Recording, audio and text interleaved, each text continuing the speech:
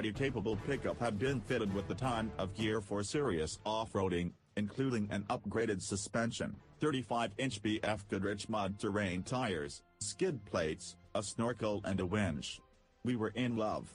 Then Chevrolet trademarked the ZR2 Bison name, uses a bison in its logo, which had us hoping for a production version of the SEMA concept.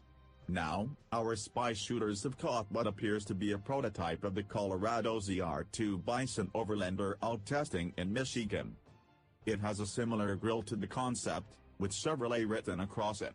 The bumper looks like it could be home to an integrated winch mount, but the redesigned bumper doesn't have the grille guard shown on the concept.